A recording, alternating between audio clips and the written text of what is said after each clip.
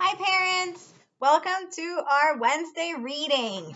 We are going today, first, please don't forget to comment below so we can write your name in the attendance. Hola padres, bienvenido a la lectura de los miércoles. Por favor no se olviden cuando acaben de escuchar la historia de escribir su nombre abajo en los comentarios para darle hasta la asistencia de la clase y para que puedan seguir ayudando a Titan Literacy Center con sus fondos. Today, we are going to read page 91 from our books, Voces Latinas, and we're going to read about Lupe Valdés.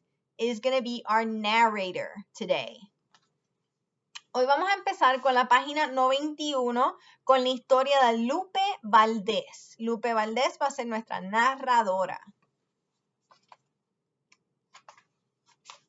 Okay, I'm going to start on page 93 to learn about Lupe Valdés. In 2004, Lupe Valdés made history by becoming, convirtiéndose, the first elected female sheriff. Sheriff es la persona que está comando de la policía in the state of Texas. In 2008, she was re-elected, reelegida, to her post, a su trabajo, as sheriff of Dallas County, del condado en Dallas, en Texas. Lupe's election made headlines. Headlines son los títulos en el periódico. Not only because of her gender, de su sexo, but also because she was the first Hispanic sheriff of Dallas, as well as being a Democrat in a largely Republican county.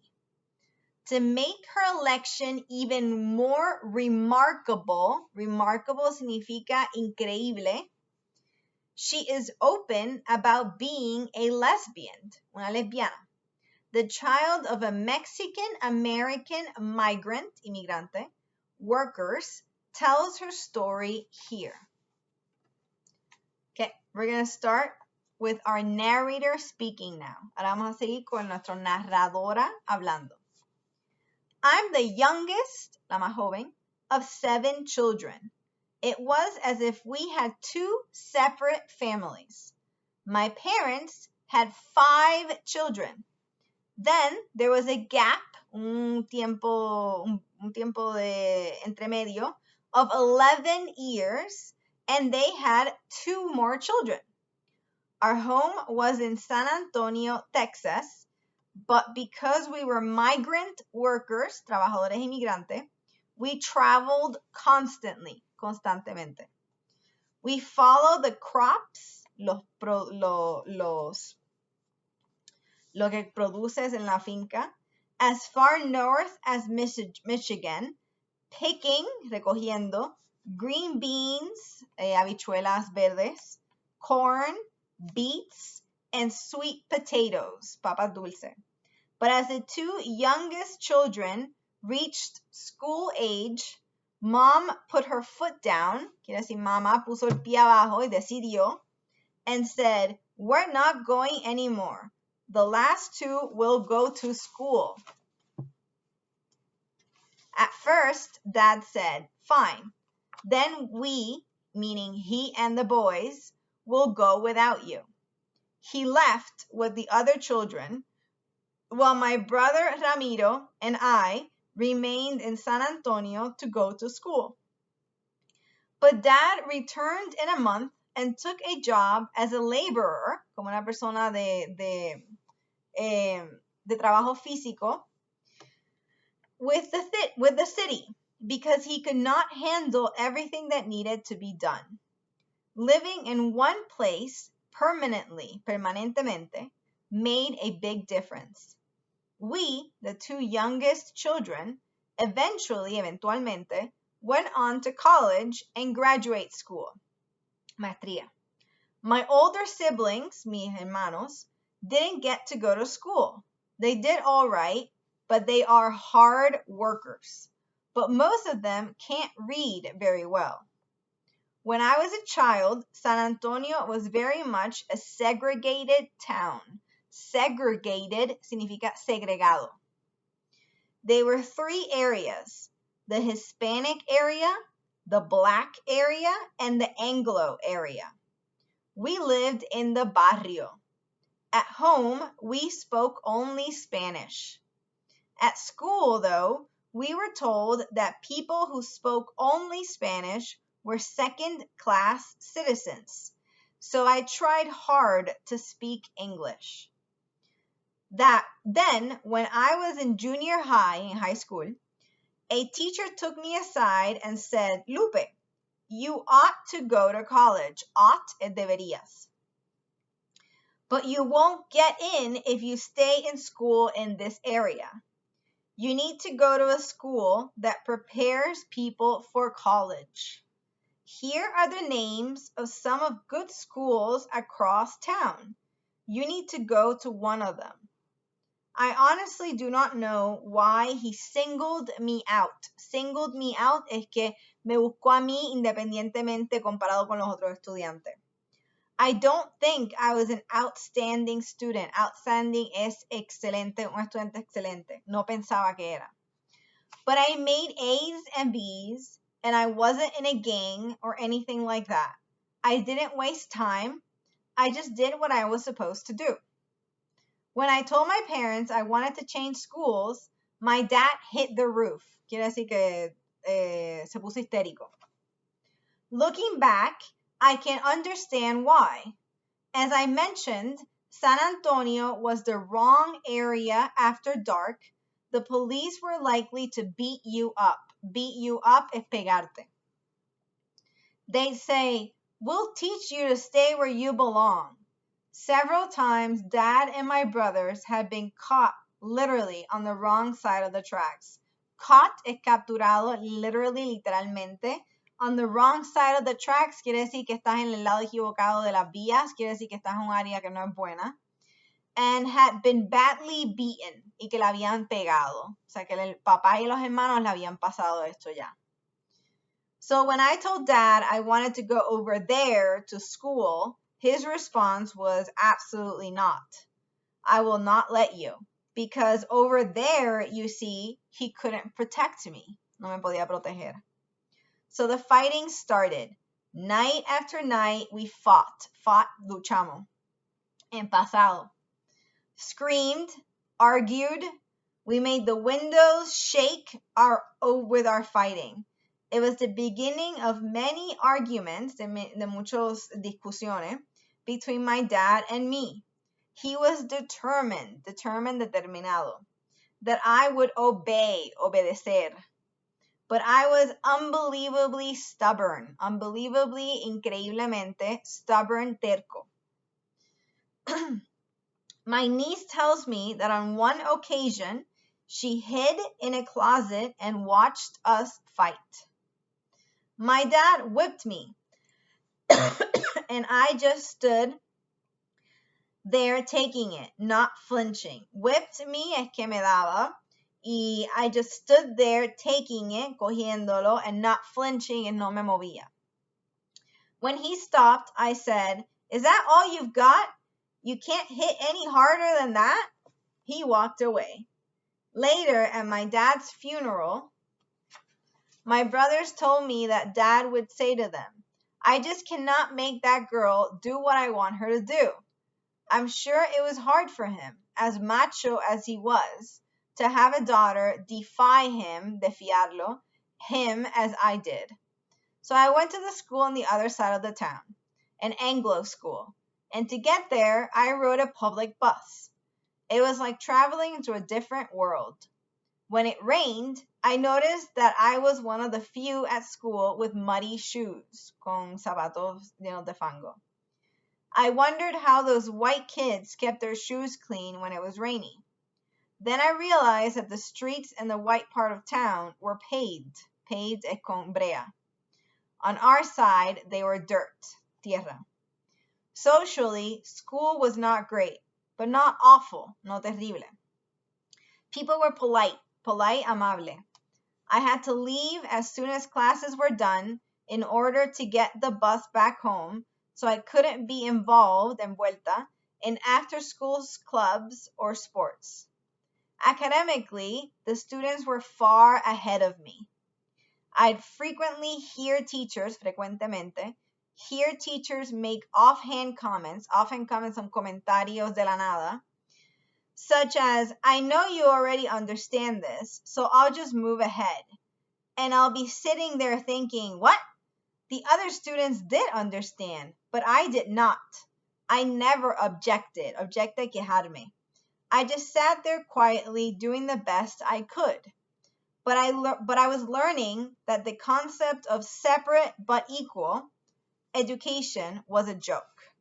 Pero ella estaba aprendiendo que el concepto de separados pero igual en la educación era un chiste. Quiere decir que nunca es igual. Fortunately, a teacher who had previously taught in the barrio figured out what I was experiencing. She said, if you want to come to school early, I'll help you. So I'd arrive early and go to her classroom, and she'd explain things. Naturally, I didn't have any help with my homework at home.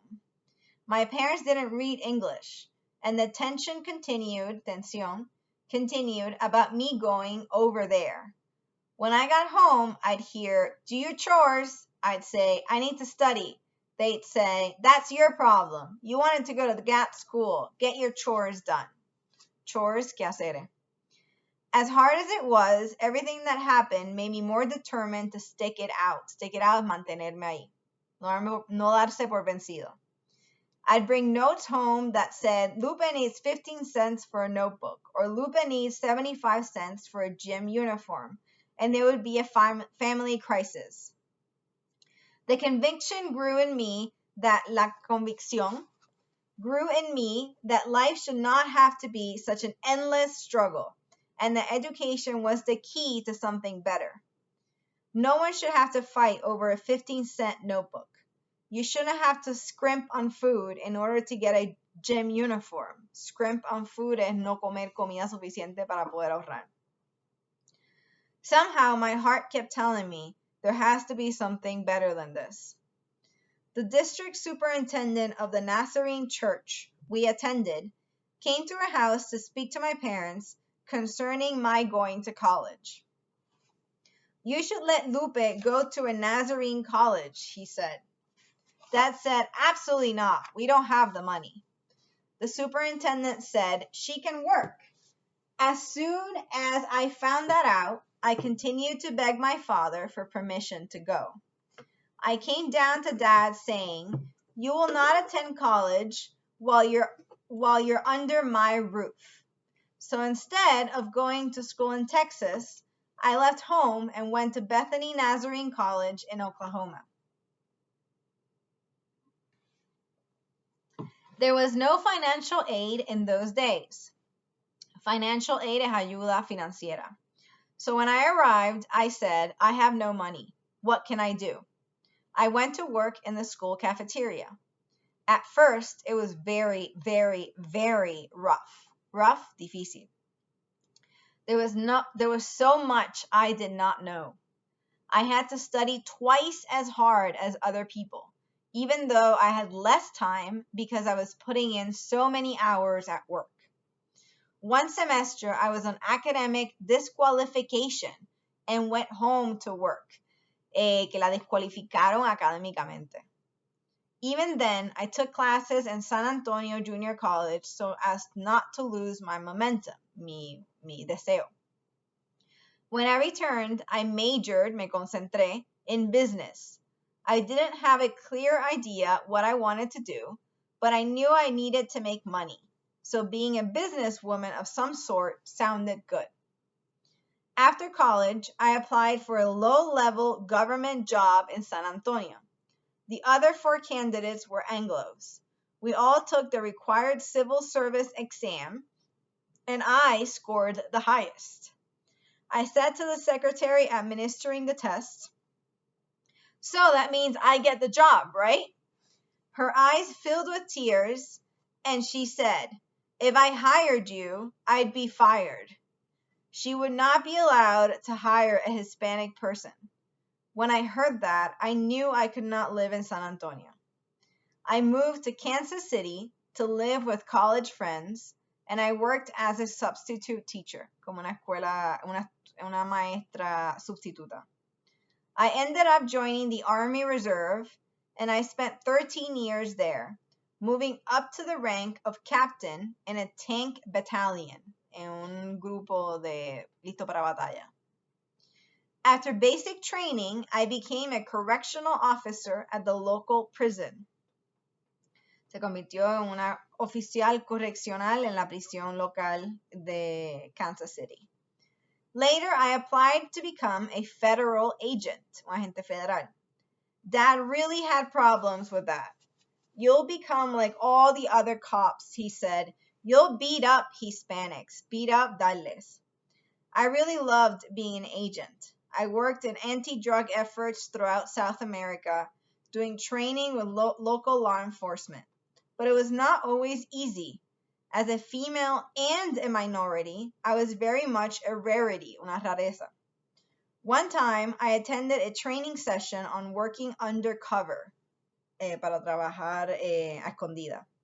I was the only woman there. The trainer was a big agency, big shot from Washington, D.C., una compañía bien grande. This was at the time when females were starting to take management roles in law enforcement. During a break, I went to the bathroom and came back to find a crowd of agents, many of whom were good friends of mine, clustered todo alrededor around this one guy. As I walked up, he said, loudly, bien duro, I'd be a blankety blanked if I'd ever take orders from someone who has to sit down to pee. Quiere decir que él nunca le gustaría coger órdenes de alguien que se tiene que sentar para ir al baño. En otras palabras, una mujer. The other agents glanced around at me. Me miraron a mí. Nobody knew what to do. From the roots of my hair to the tips of my toes, I felt tears welling up. Las lágrimas que querían salir. I wanted to cry, but I was damned if I would cry in front of that man. I swore to myself, though, that if I ever got to be in management, I would never make anyone feel the way I felt that day. I have tried hard to honor that promise. I am glad to say that before the end of his life, Dad was able to come to terms with my profession.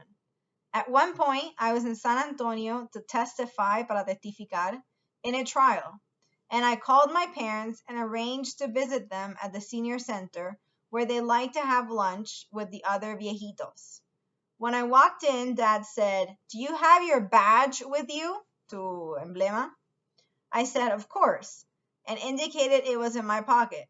He took me from table to table, proudly introducing me, saying, "Look, this is my daughter. She's a cop, but she doesn't beat people up. Sometimes she even stops other cops from beating people."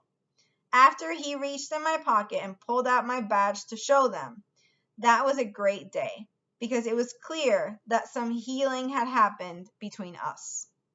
People sometimes ask, how did your parents react to you being a lesbian?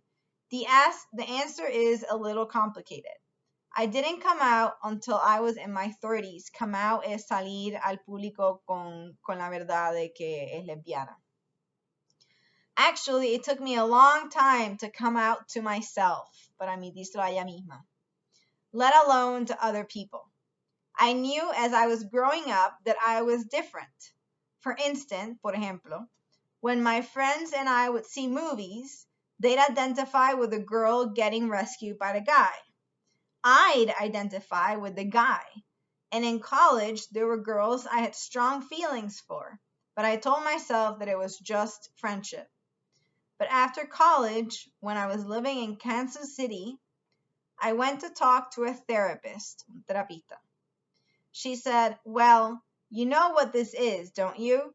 You're a lesbian." My immediate response was, no, that can't be.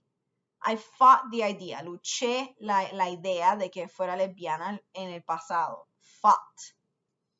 I didn't want to accept it. At her suggestion, I got involved with groups that brought gay and straight people together to work on issues of social justice. I met other lesbians and saw that they were normal, decent people. Decente. But I struggled, pero me dio mucho trabajo, for years. My spirituality, mi espiritualidad, has always been very important to me. And I'd been taught that you could not be in the right relationship with God and be homosexual. During this time, when I got home from work, I'd go running. I run for miles and miles, praying all the time, begging God to take this thing away from me. Eventually, I went to Metropolitan Community Church, a church that has a special outreach, un programa especial, to the gay and lesbian community.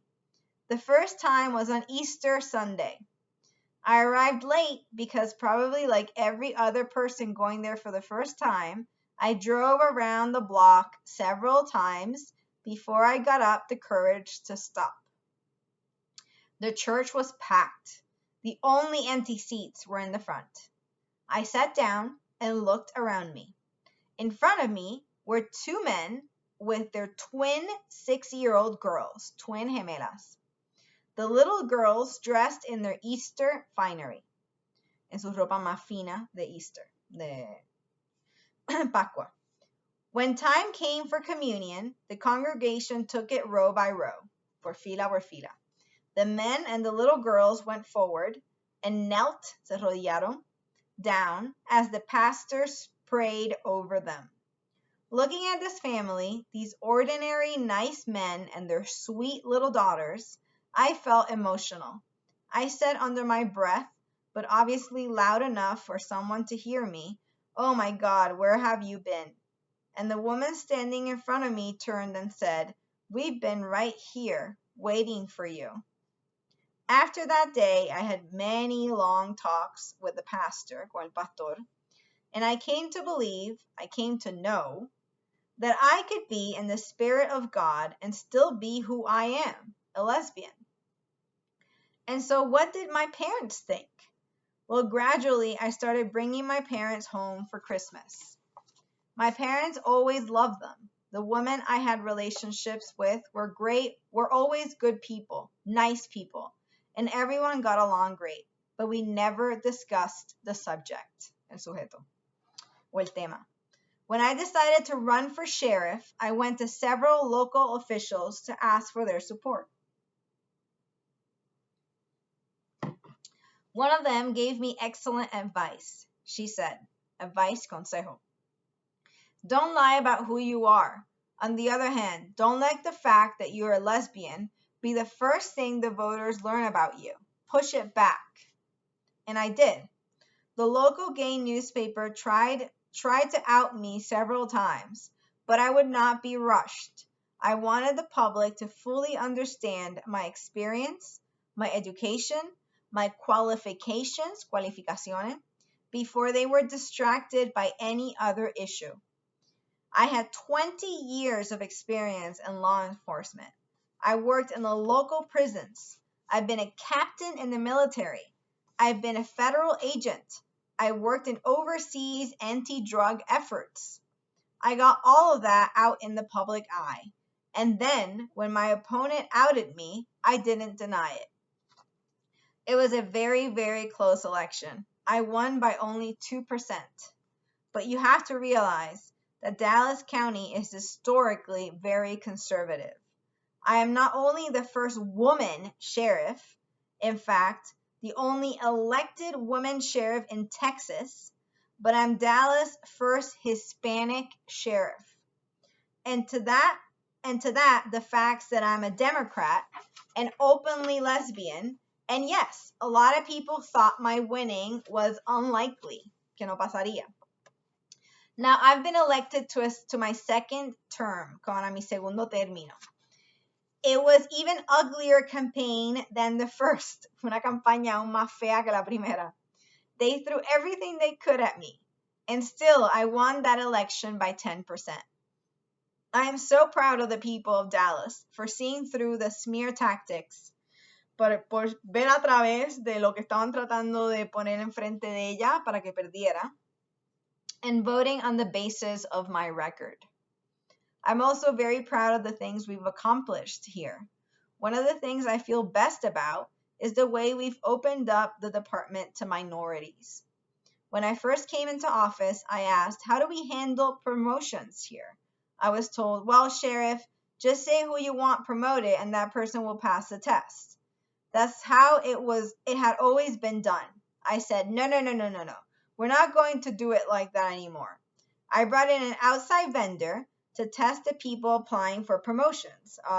Contrató a alguien externo para ver cómo otras personas estaban haciendo sus promociones internas en los trabajos. The testing was blind. In other words, the people scoring the test didn't know an applicant's name or race or gender. People were promoted purely on the basis of their scores. And you know what? Minority promotions went up 27%. Now, baby, I'm wrong, but I don't think the minority employees suddenly got a lot smarter than they had been before. Something else had been going on. On the other hand, not all minorities are happy with me. When I came into office, a group of Latino officers came to me saying, okay, this is what we want from you. What they were demanding was basically unfair privileges for themselves. I said, so you want me to replace the good old boys network with the good old vatos network? Taking orders from a Latino female has not been easy for some people to handle. And I get stacks. Stacks significa cantidades enormes of hate mail, de emails con mucho odio, particularly from the religious right, saying things like, you should kill yourself. Maybe then God would be able to forgive you. Or what a disgrace, desgracia, to have someone like you in office. But I didn't take this job thinking it would be easy. What makes everything worthwhile, que valga la pena, is stories like this one. As sheriff, when I'm invited to attend a social function, una función social, I generally take someone from the department along. If the function is given by a particular group, Latino, African American, Asian, Jewish, Muslim, whatever, I try to find a representative of that group from my department to go with me. Recently, when I was invited to speak to an Asian community organization, I asked a young Asian deputy to come along. He was great. He is a good-looking young man. He spoke the language and he charmed everyone. As I was leaving the banquet, he said, oh, Sheriff, before you go, and I thought, oh, crap, he's going to ask for some special favor. But he said, I just wanted to say, I know if it weren't for you, I would not have had the opportunity to be a deputy. A lot of us know that. So I just wanted to say thanks. Why did I run for sheriff? Shoot, for moments like that. In 10 years, I've been long gone, but that young man and others like him will still be here. They'll be making the department a better place. Together, we're in a position not to give preferential treatment to minorities, but to put standards of fairness and equality in place for everyone.